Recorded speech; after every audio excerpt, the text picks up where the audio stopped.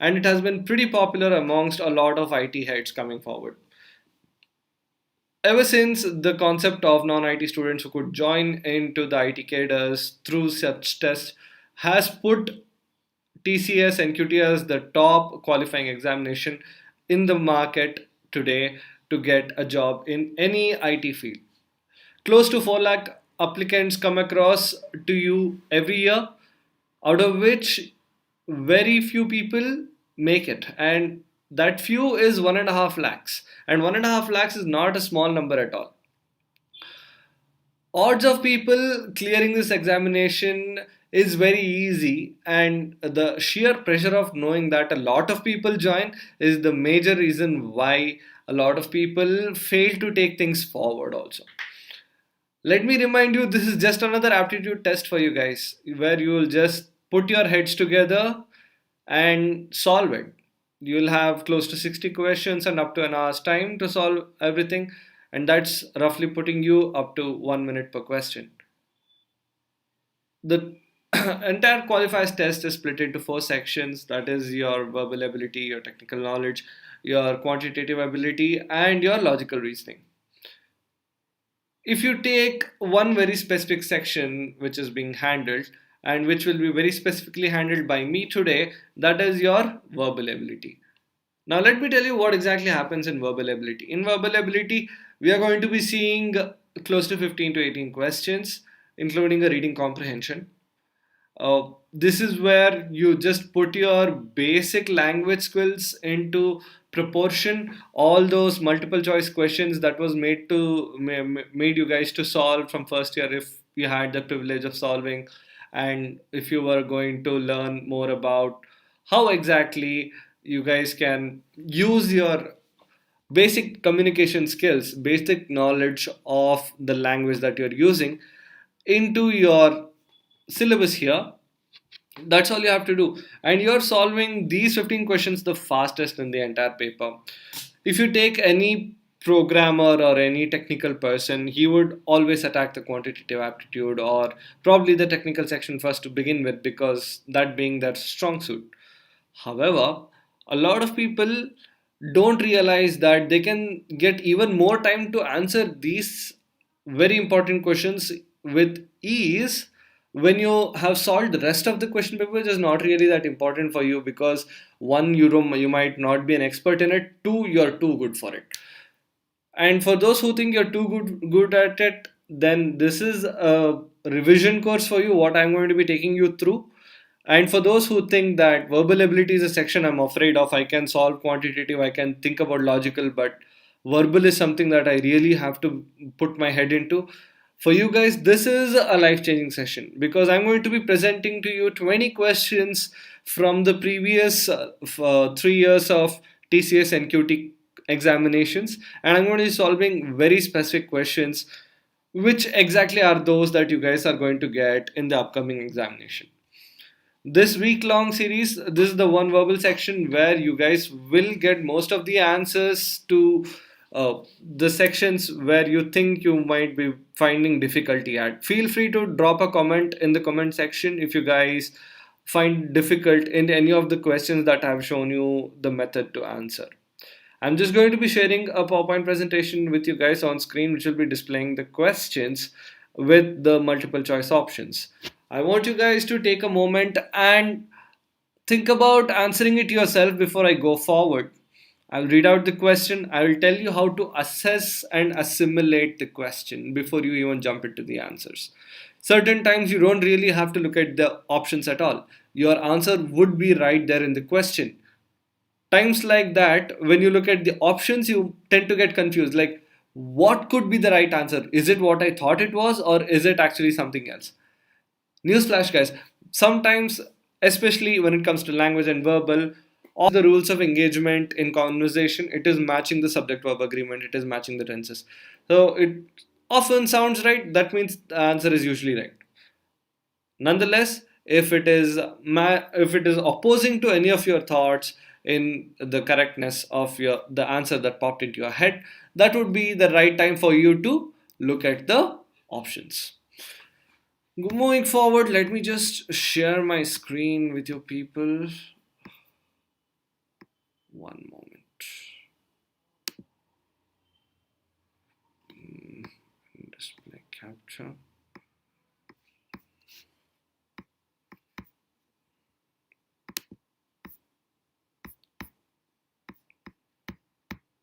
There we go.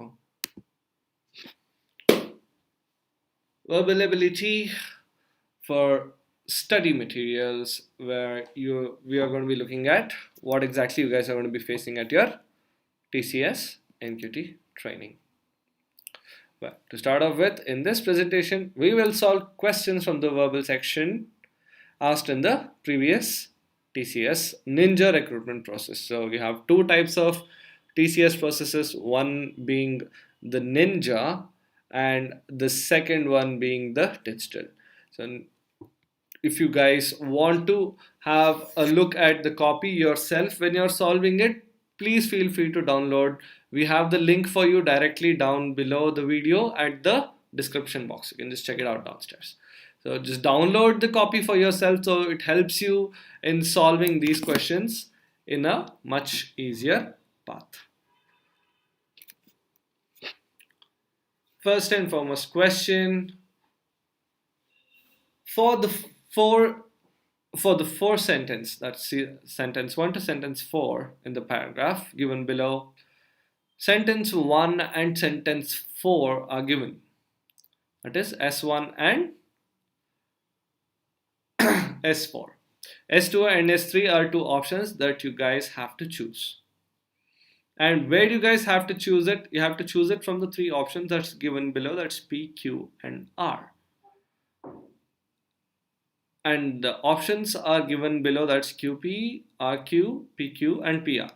Now the combination that has been drawn is from the four options, from the three options, three sentences. You have got four options, and these are the four combinations that you can use to match into sentence 2 and sentence 3. And let's read out what are these questions. Sentence 1 says, some of the earliest currencies were objects from nature.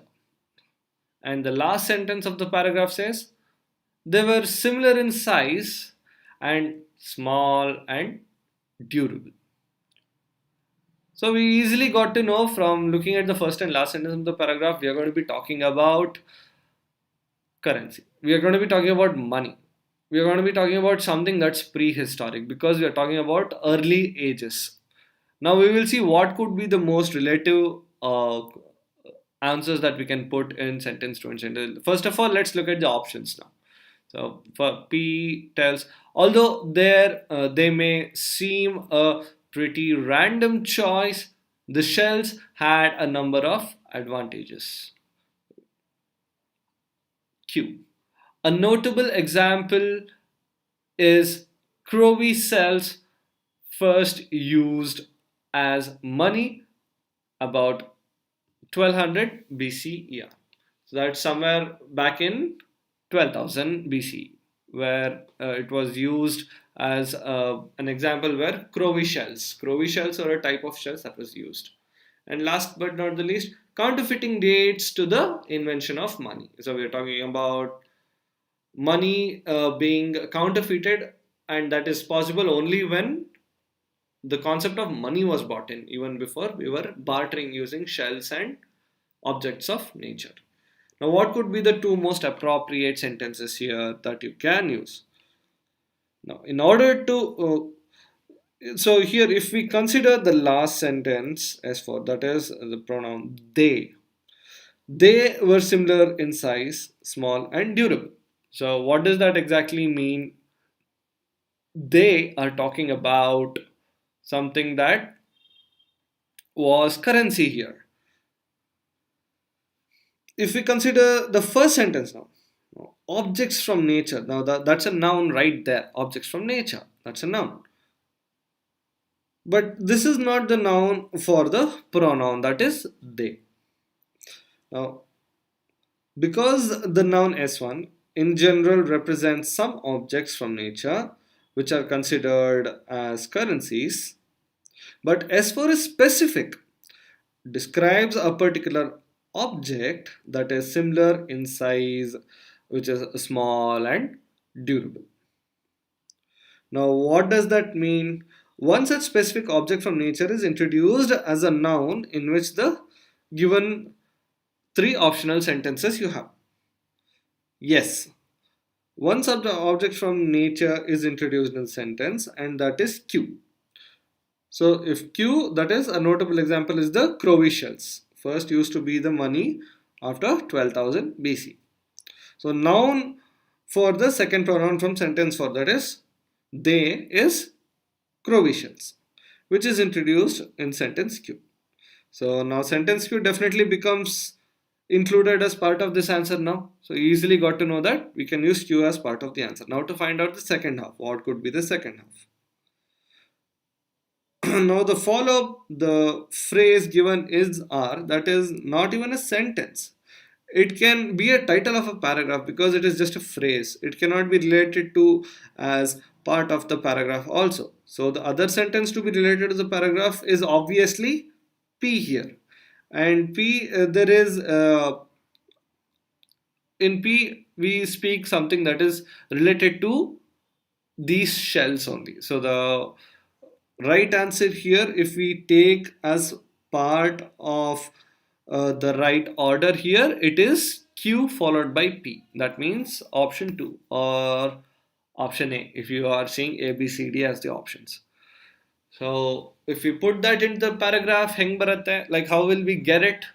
Some of the earliest currencies were objects from nature. A notable example is Crowe shells, first used as money about 1200 BC.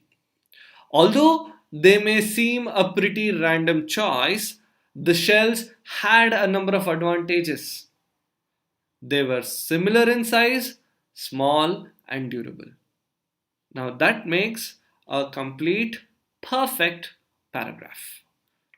And this is the same pace which we are going to be using when I'm going to be solving rest of your questions also. So feel free to drop in questions if you are at any point finding it difficult to join or to find it difficult to answer any of the questions here. Now let's look at the second question. Second question says, select the part of the sentence with error. So this is some sort of error spotting here. So we're going to be thinking about the 8 rules of engagement when it comes to error spotting. First thing is you see this verb agrees with the subject if both are singular form or both are plural form. Then we are going to see if the tense of the sentence is correct, and we are going to see if they are all having the right form of compound noun, if that is a thing which is there. We're going to look at the adjective, verb and adverb section of the sentence. And finally, we'll see the preposition. And last, we'll come down to the punctuation. So we're going to see these many things. So the 8 rules of engagement when it comes to error spotting. Now let's look at the question. Since sunrise to sunset, my grandmother would sit by her wheel, spinning and reciting prayers. Here the given time period, if you notice, like it's very specific duration with a definite start and end time. Now sunrise, sunset have a very specific start and end time. In order to represent a specific time duration with a definite start and end time, we use the prepositions from and to. That's example, from 5 a.m. to 10 a.m. Now if you're taking that example, from Monday to Thursday, another example. Also, the preposition since here, what we have used to represent the start of an action here. That is since sunrise. So the start of action is usually when the sun used to rise. So from there, we move forward in order to represent what happens here is when we start time here and it's in past tense. So because when we say since, it's a preposition and it's in the past tense and it is still in progress, so it's past continuous form. And to the time of reporting. So we have given an end time. Now, for example, what happens here, if I take another example, the unit has been functioning great since 2013. That means it's been happening since 2013, a unit has been running, if I take it as an example. At the same time reference presented in the question here, it with respect to a definite start and end time. So the sunrise to sunset. The approximate and the appropriate preposition to be used in the given context is from and to. Thus, the use of the preposition since in the sentence is not correct. And so the part since sunrise to sunset is the one which has error in it. The part is given in option D here. So if you see at the four options, no error. My grandmother was sitting at her wheel spinning and reciting prayers since sunrise to sunset. So very clearly we are looking at a phrasal error here, and in phrasal error, everywhere we are just dealing with preposition. So since sunrise to sunset, because since is a reference to past tense to bringing it to the present tense. Here we are using since and we are coming to a definite end of time, which is grammatically incorrect to be used. So there you have it. That's how you answer this question. Next question.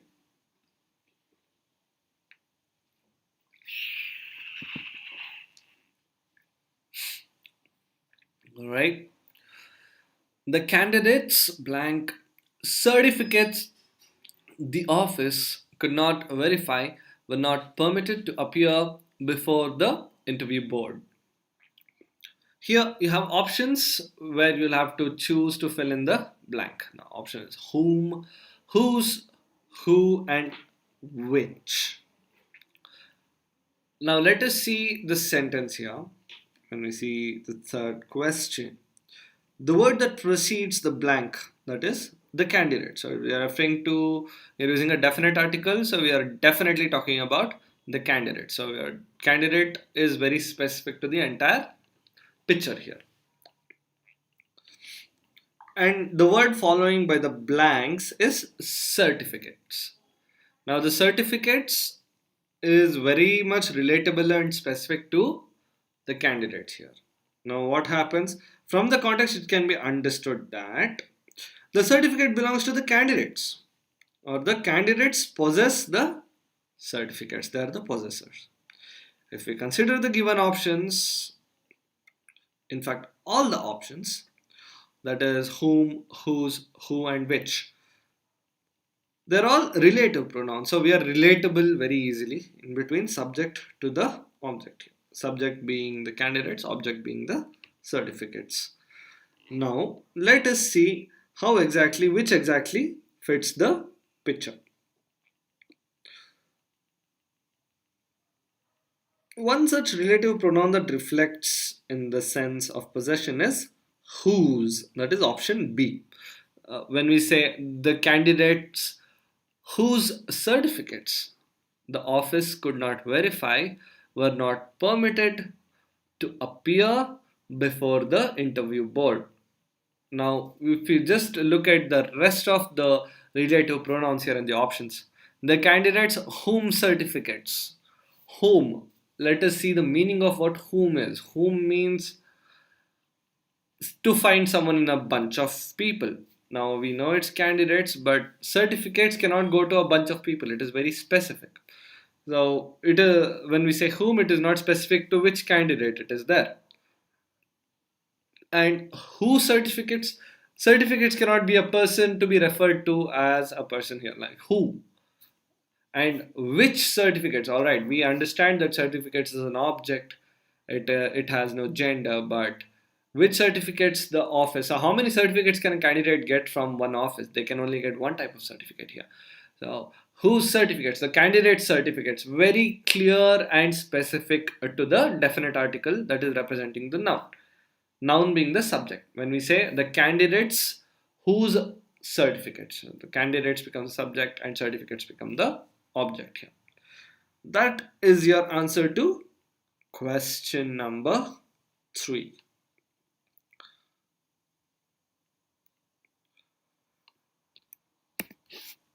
Question number 4 here is going to be a reading comprehension. When it comes to reading comprehension, I recommend you guys to take a few minutes and read in silence. After which, I will start reading it out loud as a story for you guys.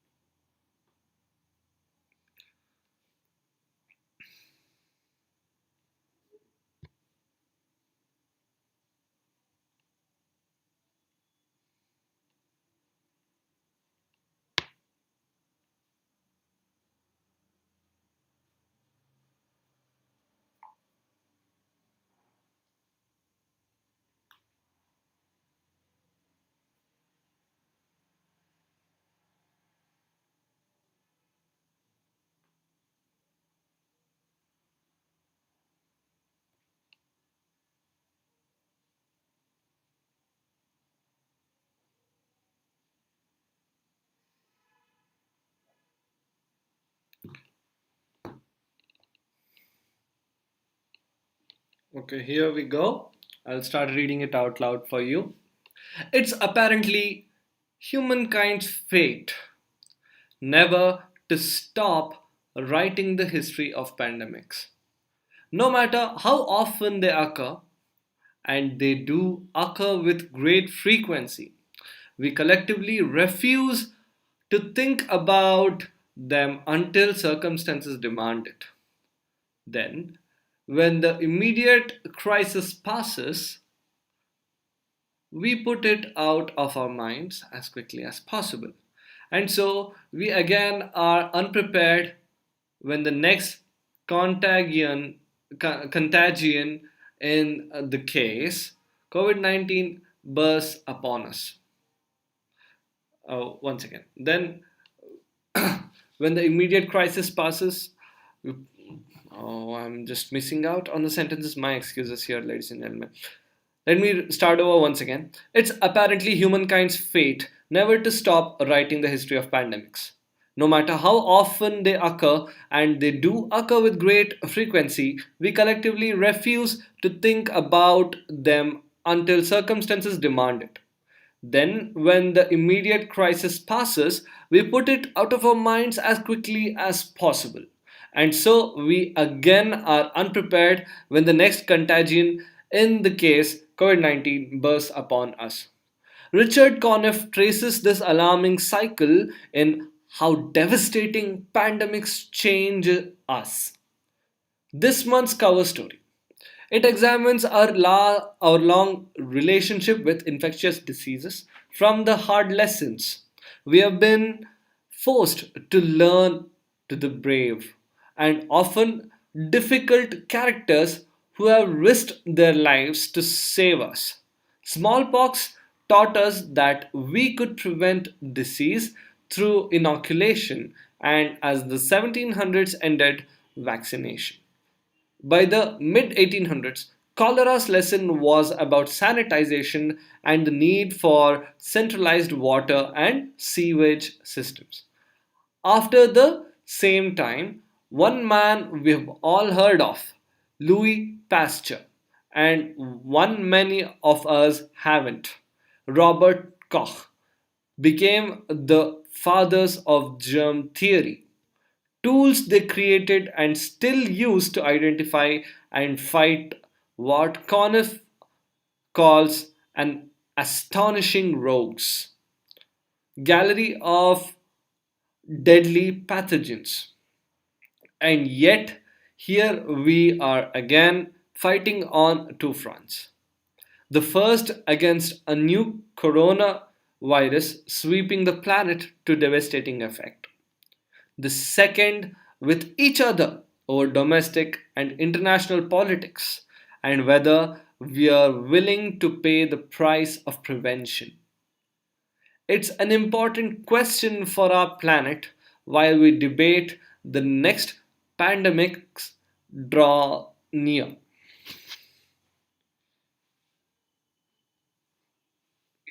International politics and whether we are willing to pay the price of prevention.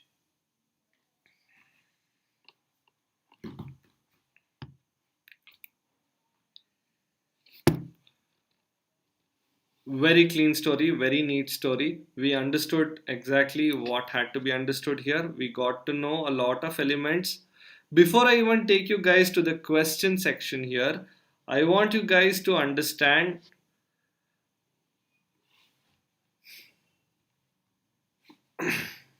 one very critical element here, and that is you guys don't need to worry about any sort of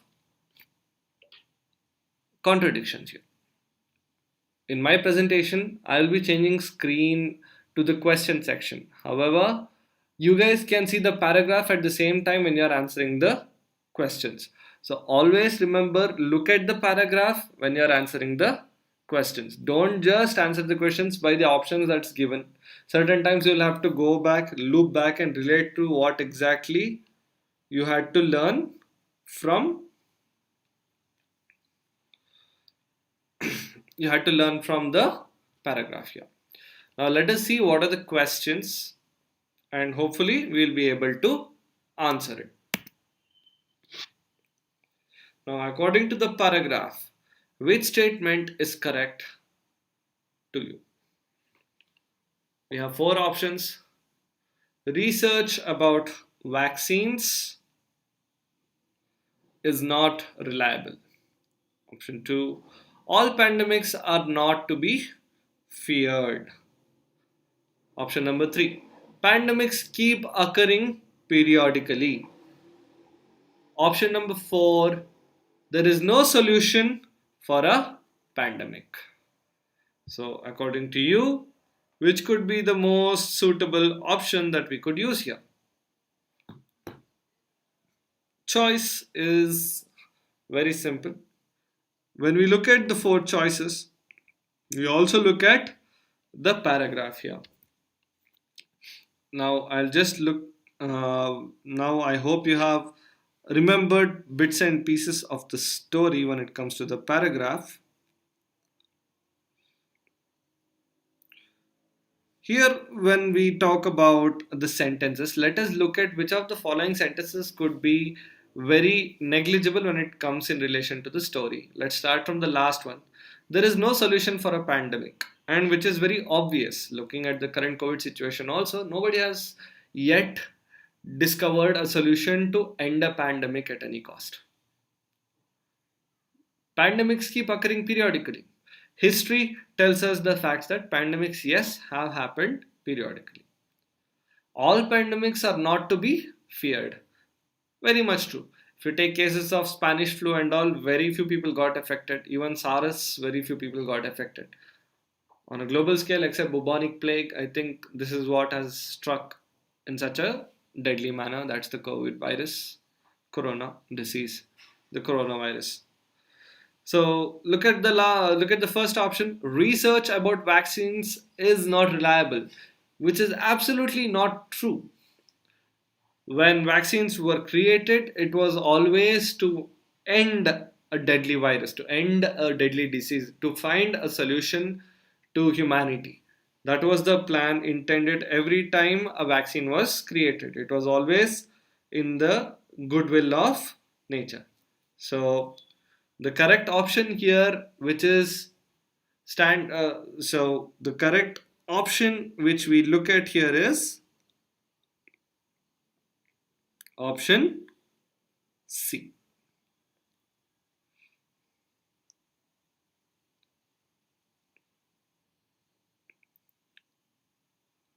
Next question for you guys. In the fourth paragraph, which pandemic is the author referring? Option A, an unknown one. Option B, smallpox. Option C, COVID 19. Or option D, cholera. For your reference, I'm just going to take you back to this paragraph for 15 seconds.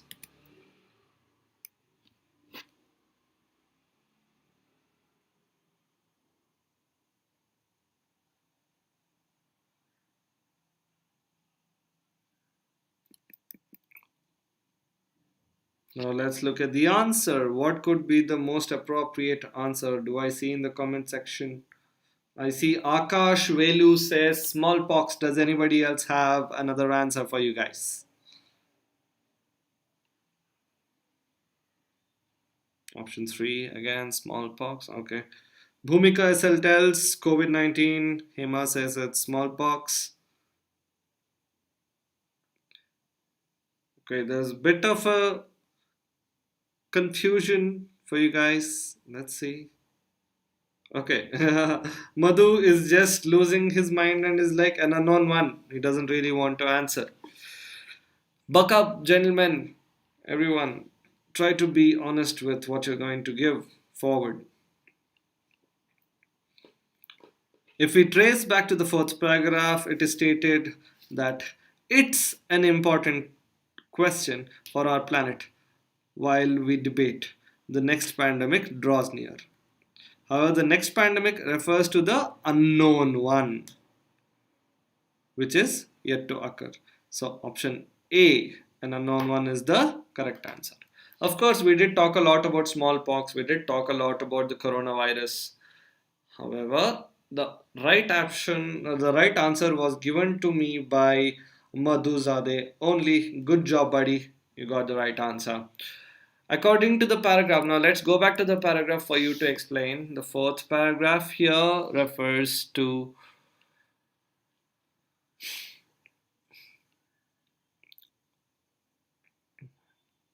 the last section. So look at the last part. It's an important question for our planet. While we debate, the next pandemic draws near. So, what draws near? That's the next pandemic. And when we refer to the next pandemic, it becomes a very important question. And what is it? It is something that we don't know. That is why it is such an important question. When we say in the fourth paragraph, which pandemic is the author referring to? When we say the fourth paragraph here, it's an important question for our planet. While we debate, the next pandemic draws near. The next pandemic, what is it referring to? It is referring to a disease that none of us are aware about. COVID 19 is something that we are currently aware of. Till what extent we have got to come across, right? Hope that helps you understand better. Question number 6. What does the writer imply that we should do? Options: be vigilant about hygiene and health issues. Wear masks when we step out of our homes. Wash our hands and everything we touch carefully. Maintain social distancing and avoid public gatherings. Tricky. We have 4 very much relatable answers here. And in these relatable answers, right, Janvi, I understand we couldn't differentiate the paragraphs that easily. However, you guys will have downloaded the question paper from the description box. Just download that manual. With there, you can relate to the paragraph again and again every time you guys want to answer the question. Okay, so back to this question. Question number 6. What does the writer imply that we should do? All the 4 questions, all the 4 answers refers to something that is healthy, something that you need to follow when it comes to hygiene. However, something very specific that the writer would have implied here, according to the paragraph, I see a couple of answers in the comment section as option 1 from Janvi and option 1 from Shubham. Very good, Madhu. You're pretty much typing the whole answer. Superb, superb. Right, and you guys are absolutely right. You guys are guessing the answer as option A or option 1. That is, if we consider the given options in here, option B, option C, and D are some specific actions of wearing mask, washing hands, etc. So you have things in common that you have to do here, right? Also, if we consider the first paragraph, it states that no matter how often they occur, and they do occur with great frequency, we collectively refuse to think about them until circumstances demand it. Then, when the great frequency, we collectively refuse to think about them until circumstances demand it. And then the next contagion, in this case COVID-19, bursts upon us. What do these lines in the paragraph tell? That we have to be vigilant about health and hygiene issues. So option A becomes the right answer. Right, question 7. The part of the sentence become below may contain a grammatical error.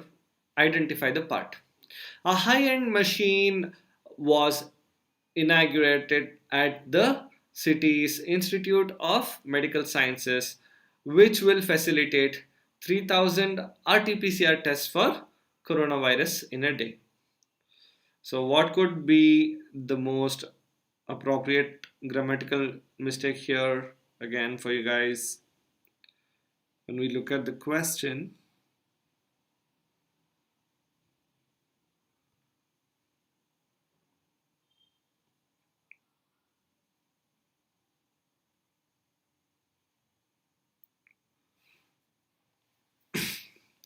clearly this is a mistake in the subject verb agreement here. So when we look at the subject verb agreement, okay, Madhu, I'd just like to clarify to you that could be just a spelling mistake there. So apart from that, I don't think there's anything to worry about.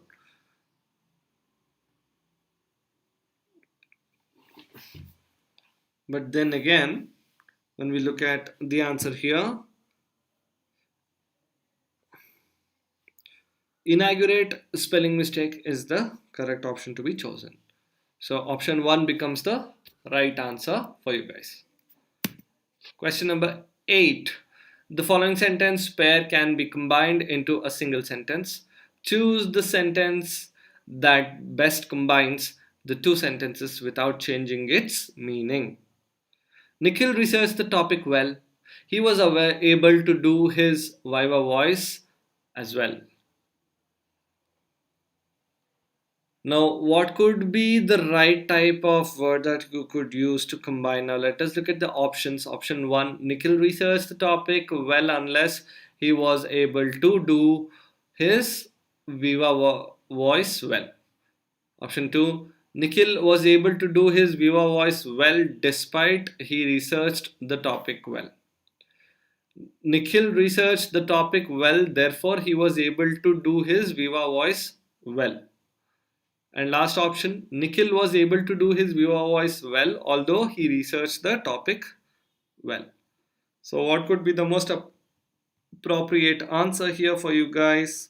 I see answers, very nice, keep it coming. Option 3. So if we are going to tell Nikhil researched the topic well, therefore he was able to do his viva voice well. You're absolutely right. So this implies his first action being the result for his second action to also be done well. The rest of the other sentences have an issue with the subject verb agreeing with each other here. So the right answer here is option 3. Question number 9. Which one of the following sentence use formal language? So when we say formal language, they are very much critical with the grammar and they are critical with the message being passed across. So read the sentences. Option 1, the presentation takes the cake. Should we put this on our agenda for the next client week? I apologize for the technical glitch that occurred during our webinar yesterday. I am disappointed with the sales figures. They need to look up. So, question number 9. What could be the right answer?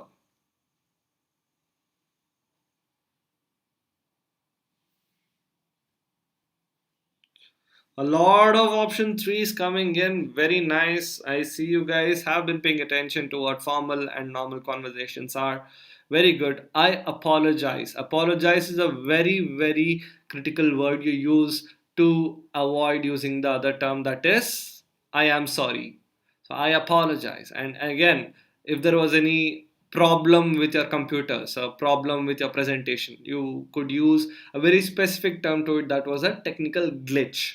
So a glitch could not exactly be a problem. It could be just a minor hiccup which could have been fixed immediately, or it was something that didn't entirely sabotage your activity. So very good choice right there. Option 3 is the answer.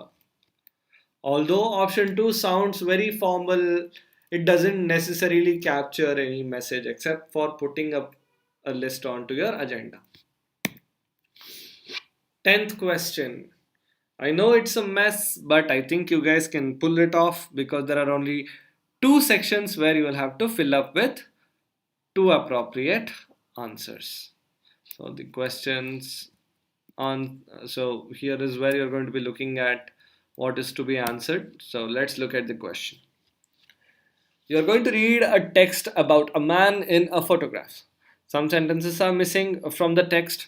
Choose the choose from the list. Sorry. Choose from the list A to C the most appropriate sentences for each gap, that is 1 and 2 in the text. There's one extra sentence there that you do not need to use. So options will be available. So let me read it out. It was the first photograph that I had ever seen, and it fascinated me. I still remember holding it at every angle in order to catch the flickering light from the oil lamp on the dresser. Blank. I had never met him, but I felt that I knew him. Blank. I moved the photograph so that the shadow lay perfectly around his hollow cheeks. How different he looked. I want you guys to keep this paragraph in mind. If in case you guys can't remember, just download the question paper from the description box. In the manual you will have this question as well. So let's look at the options. So what could be the two most appropriate things that we can use? So we have three options here, and for these three options we have two combinations that you can use. Now what could be these combinations? First of all, I hope you were able to crack exactly how you're supposed to choose here. Some sentences are missing from the text. Choose from the list A to C. So there is going to be a list there, A and C, and the most appropriate sentence for each gap, 1 and 2. So here for 1 there is a gap, and for 2 there is a gap. So you have to choose two sentences out of the 3. There is one option, one extra sentence that you need not use. Now for 1 and 2 you need to choose sentences, and for all of that you have combinations here. So here the 1, 2 and 3, what you're looking at here is A, B and C, the options.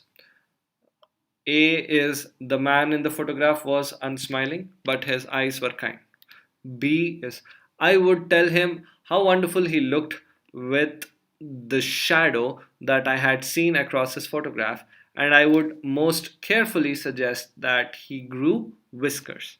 And finally, option 3 is one evening when I was looking at the photograph, as I always did before I went to sleep, I noticed a shadow across the man's thin face.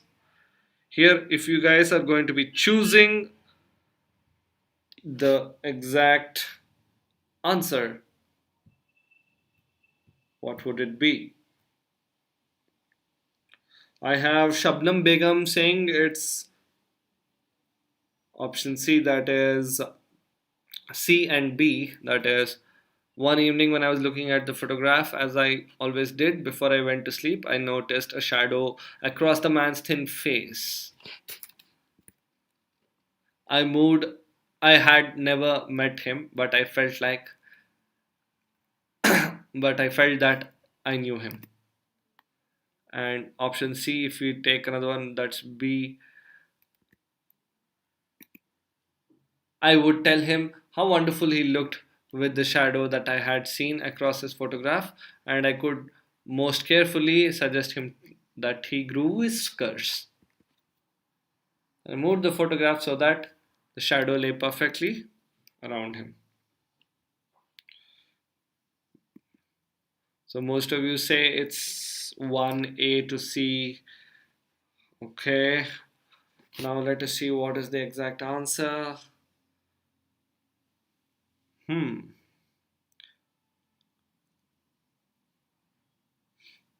Is that all? I only got a few answers here, a few responses. Can I get a couple more responses before I go ahead and give you the answer? I don't want to make it too easy for you all.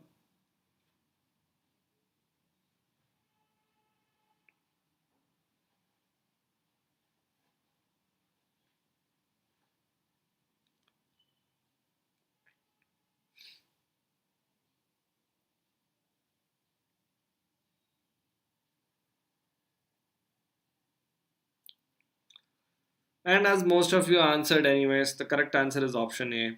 If you consider the sentence that immediately follows the first blank, it has the pronoun him. A photo can be introduced only after the introduction of a noun. It was considered the given option sentences. One such noun is introduced in the sentence. That's A. So the first blank should be filled with sentence A. If we consider the remaining, the two optional sentences, the sentence that immediately follows the second blank can be understood either contextually or by considering the sentence structures. Because in sentence C, the noun can be understood, shadow is preceded by the indefinite article a, whereas in the other sentence it's preceded by the definite article the.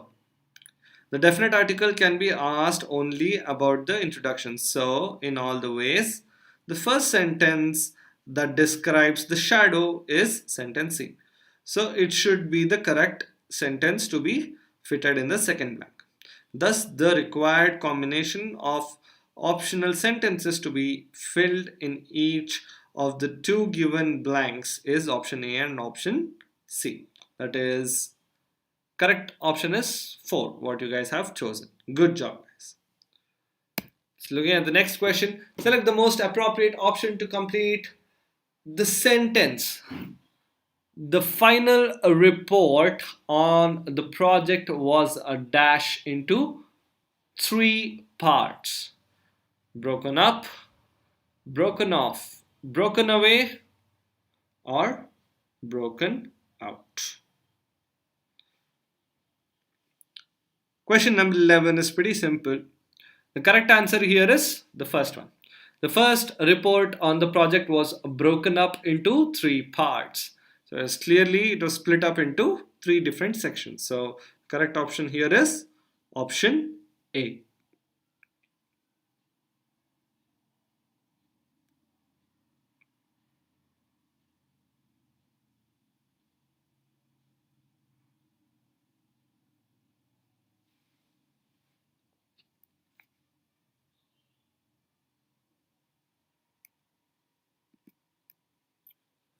Question number 12.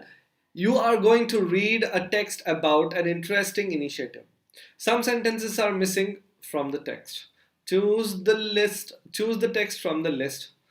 The same thing, the same way how you solved the two previous questions, like questions before the previous one. This year's COVID-19 pandemic has introduced a wide swath of Americans to the joys of gardening, gardens, and gardening. Blank. Americans Rose Center is seeking volunteers to participate during its upcoming volunteer days from 8 a.m. to 3 p.m. on October 23rd and 24th. Blank. Mask wearing and social distancing will be observed, and a brown bag lunch will be provided to all who register. Let's look at the options now. I hope you guys can see the paragraph and the text again on the PDF that you have on your file, so that you have downloaded. Looking at the questions, so the three sentences given here as well, the A, B, and C part. Volunteers are welcomed to come and work in the garden anytime during the 2 days. The fresh air and other healthful benefits of outdoor exercise, together with the good feeling of accomplishing some useful, have drawn many to begin gardening or increase activities in the garden. Option 3 or C. After the tour, volunteers will be guided through tasks by garden team leaders. Question number 12. Find the appropriate option.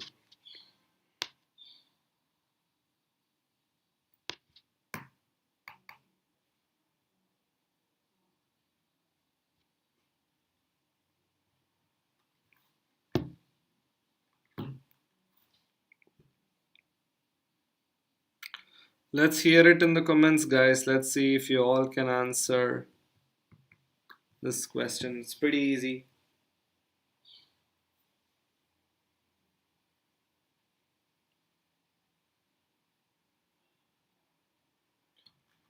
I got a couple of you telling it's B and A. Neeraj, how is B and B possible, buddy? Some of you are telling it's B and A, B and A, B and A.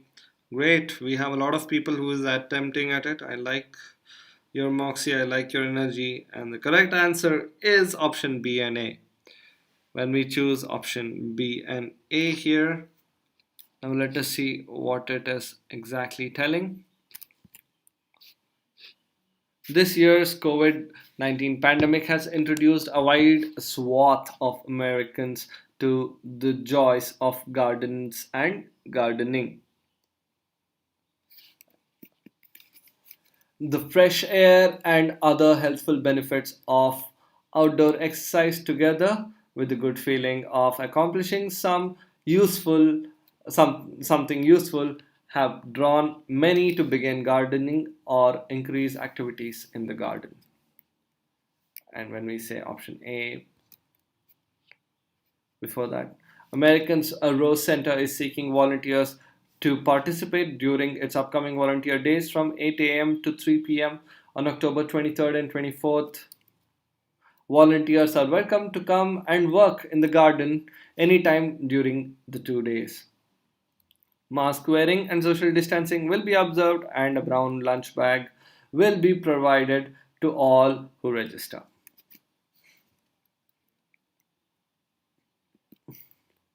Next question. Complete the following passage by filling in the blanks 1 and 2 with the right word from the list given below. So this is similar to the previous question. Now let's move it up. Let's make it fast. Here, instead of choosing sentences, we are just going to be choosing words. I want to see responses quickly here so we can move through the last section of your questions.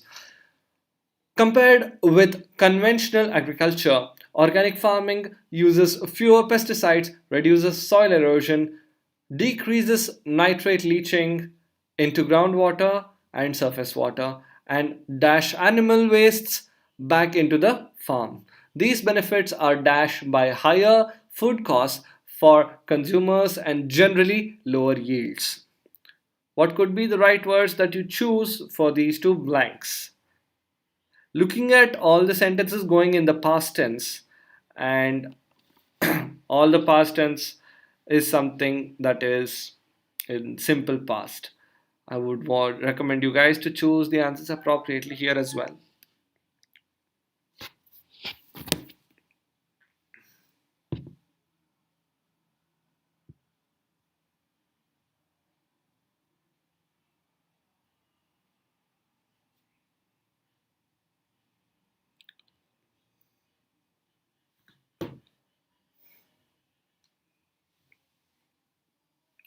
The right answers here are both option C.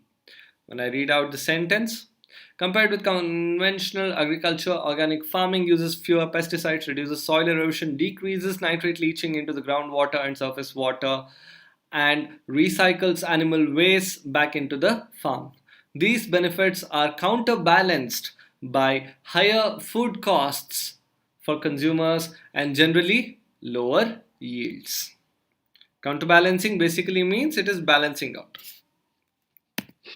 Question number 14.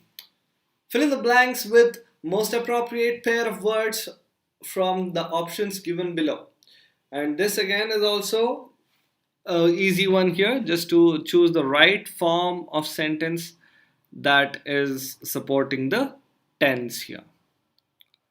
The Mughal Emperor Akbar dash to 25th October 1605 shortly dash his 63rd birthday due, due to yesterday. Now, here you have to choose the appropriate tense for these sentences. Now, we are talking about a year 1605 and that is so ancient. So, it is going to be past tense. The Mughal Emperor Akbar died on. So, it's past and simple past. So, it is option 2 right there. It's giving you the second half of the answer then and there. You don't actually have to look anywhere else because there is no option for the second part to be chosen here. So as soon as you crack the first half, usually the second half gives you the answer on its own. This is where you don't really have to break your head for both parts. Now let's assume you couldn't get the answer for the first half. If you could answer the part that shortly after his 63rd birthday due to yesterday. Now when we say after, there are two options here. Now that is where you can try out both.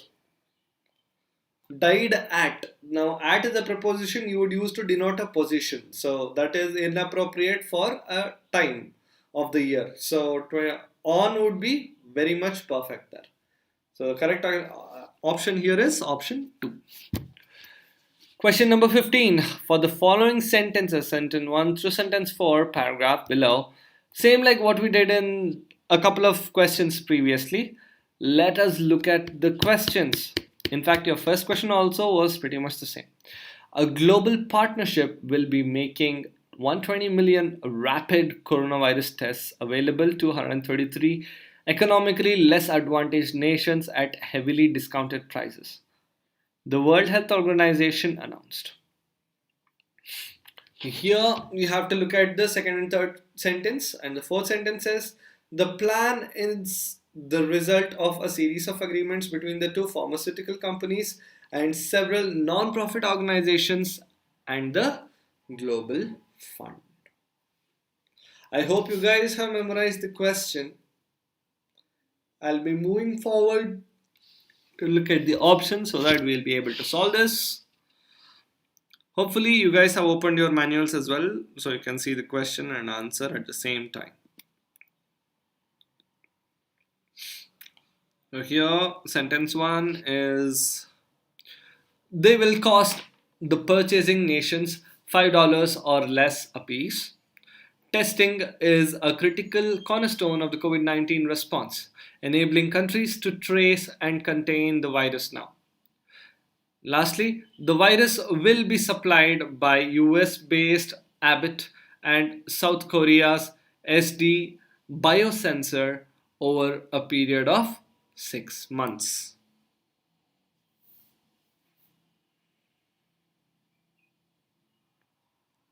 Daily live timings go between 5 to 6, and usually if we are not through with the syllabus it could get extended till 6:15 to 6:25 maximum. We are down to the last 5 questions, so I think we'll be done soon. So you guys have chosen R and P, and that would be option 6 here. And the right answer for your question, ladies and gentlemen, is R and P. Now when we take R and P, let's go back to the sentence. A global partnership will be making 120 million rapid coronavirus tests available to 133 economically less advantaged nations at heavily discounted prices. The World Health Organization, who announced. Testing is a critical cornerstone of the COVID 19 response, enabling countries to trace and contain the viruses. Now, sentence P would say they will cost the purchasing nations $5 or less apiece. The plan is the result of a series of agreements between the two pharmaceutical companies and several non profit organizations and the Global Fund. Great job, everyone. Let's go forward to the 16th question. And again, we're going to be solving something very similar to the previous one again. And this time, I want a quicker response from you all. You are going to read again the same thing, and you're going to have three questions, and you're going to find the most appropriate one here. Since the early 1900s, many glaciers around the world have been rapidly melting. Blank. Specifically, since the Industrial Revolution, carbon dioxide and other greenhouse gas emissions have raised temperatures even higher in the poles. Blank. Scientists project that if emissions continue to rise unchecked, the Arctic could be ice free in summer as soon as the year 2040, as oceans and air temperatures continue to rise rapidly. Let's look at the options now. More than a third of remaining glaciers on the world would have melted by 2030. Second option is, as a result, glaciers are rapidly melting, carving off into the sea and retreating on land. Human activities are at the root of this phenomena. Now, the right answers here is four options. So you choose which could be the best option for you all. I'll give you 10 seconds.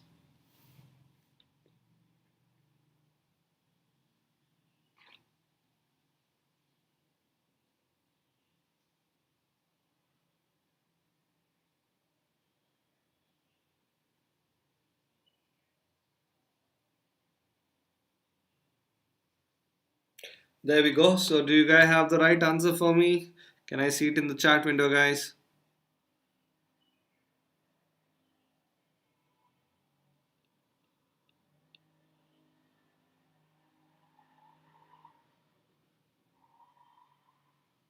There we go. Option 1, option 4. What do you say? Option C and B. Very good.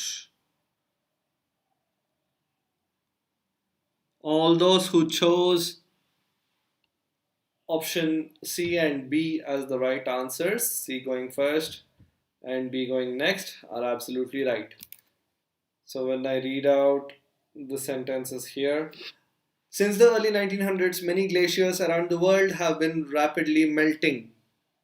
Then when I put option C, human activities are at the root of this phenomenon.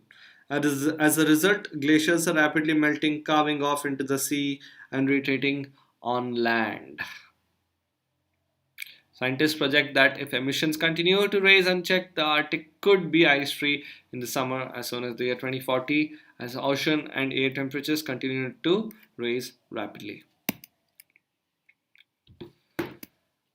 Question 17. The following three sentences can be revised into one better sentence.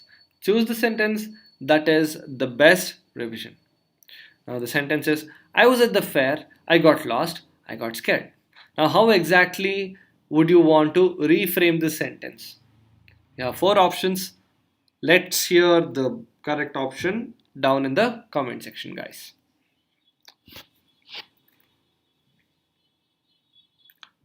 The clue is progression. What happens first, followed by what happens next.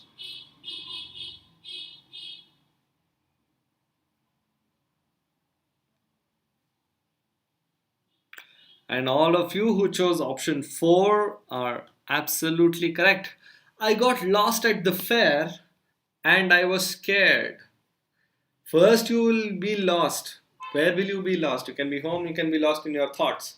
You could be At class, you could be lost in your question paper that you're solving. You could be lost looking at your girlfriend or your crush. But in this sentence, you're very specifically talking about a fair.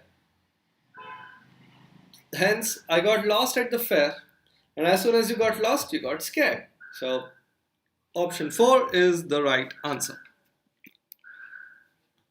And then again, we come to another reading comprehension, which is going to be the last question for you guys today, which will have two questions to solve. So take 10 seconds to read this. Okay, not 10 seconds, I would say 2 minutes to go through the entire reading comprehension so that we can go forward to solving the questions.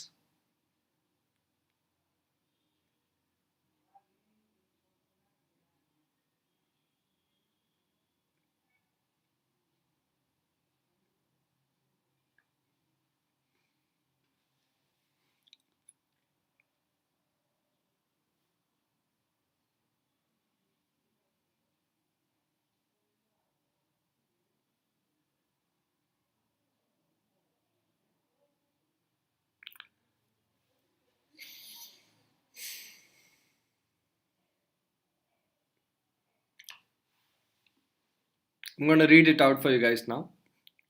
When behavioral ecologist Liz Drewberry saw a news report of coyotes crossing the Golden Gate Bridge in March, she immediately thought of her birds. For over a decade, Drewberry had studied the white crowned sparrow and how urban noise had disrupted and degraded the species' ability to communicate. With most uh, San Franciscans staying at home due to the coronavirus pandemic, she decided to seize an unprecedented opportunity to study how this small, scrappy songbird responded when human noises disappeared. I realized we gotta do this and we gotta do this now, she says. But recording the species calls among the abandoned streets of the Bay Area in the following months. Drewberry and colleagues have revealed that the shutdown dramatically improved the birds' calling both in quality and efficiency. Male birds, in particular, rely on their songs to defend territory and find mates. The songs didn't change as much as we predicted. They changed even more, says Drewberry of the University of Tennessee, Knoxville. It highlights just how big of an effect noise pollution has.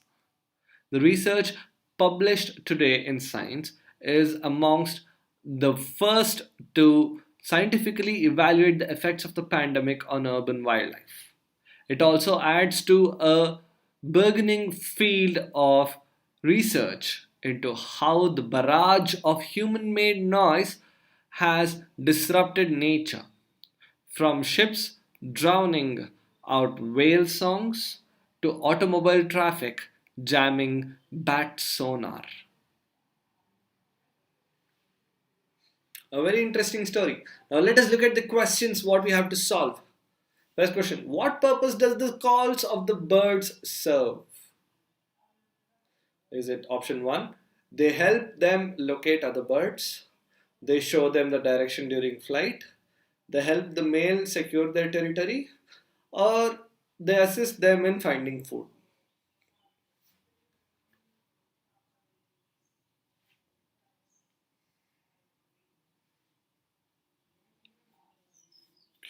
A lot of chatter coming in.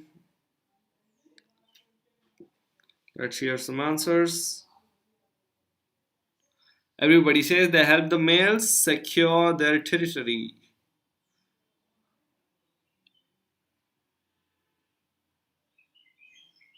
And you all are absolutely right who chose option 3. That's exactly what the songbirds do. They help the male secure their territory. Question number 19. The results of Drewberry and her companions' research were unexpected because dash. Option 1. The bird songs became louder and better when human noise is reduced. The bird songs became fewer and less audible when fewer humans watched them. It revealed that birds did not change their songs or their other habits. Or finally, it showed that birds migrated from their original homes due to pandemic. So what could be the right option for question number 19, guys?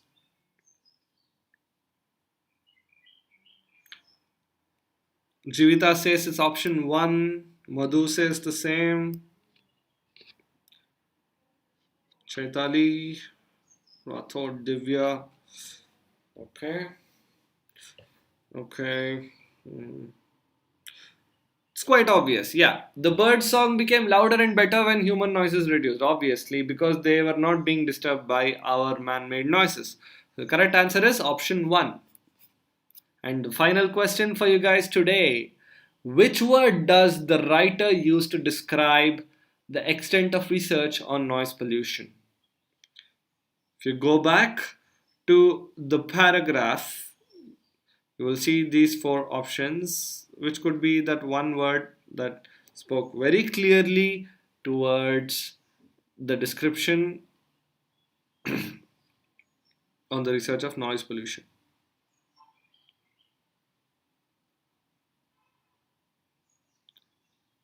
Is it disrupted? Is it improved? Is it burgeoning? Or is it drowning?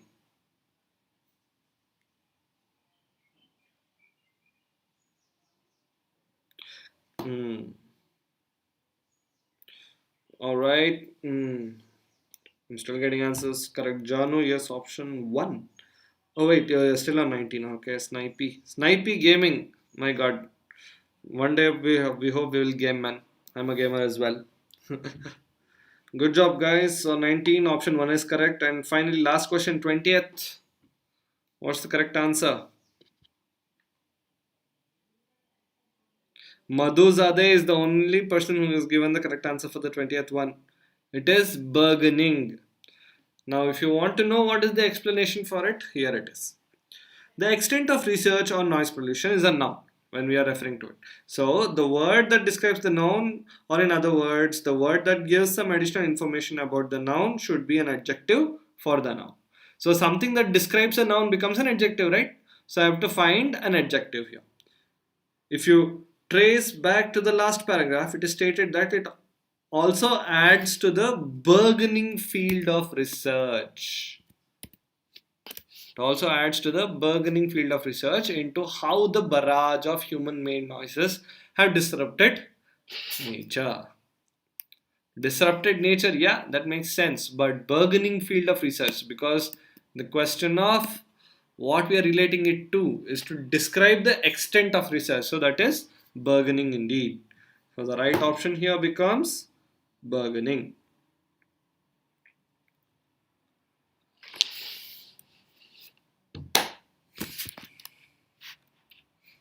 If you have any questions, feel free to drop in the comment section. We can discuss it for another 5 minutes. If that's what you guys want, I'm right here. I hope you learned something new today. Thank you, one and all, for making it to Genesis training on TCS Nqt.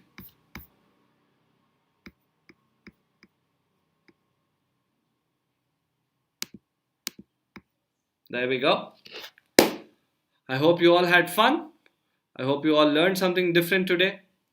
See you all very soon in the next episode. Kindly drop in any sort of comments if you had about today's session in the chat window. I would look forward to a couple of reviews from your end. Your reviews matter a lot, because when we come across on our next episode, I'm pretty sure we can bring in something new and different onto the screen for you all.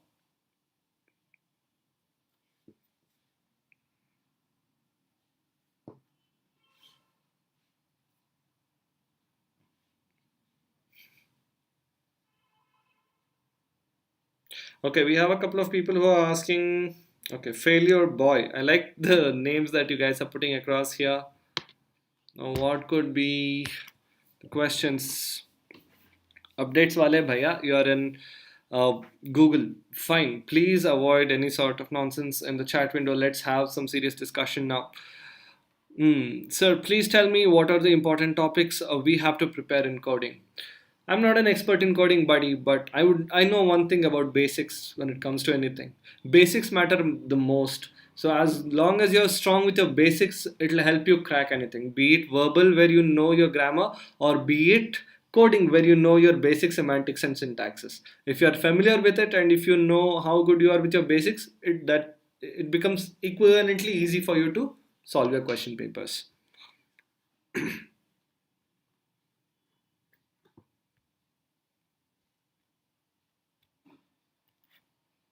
So there we go.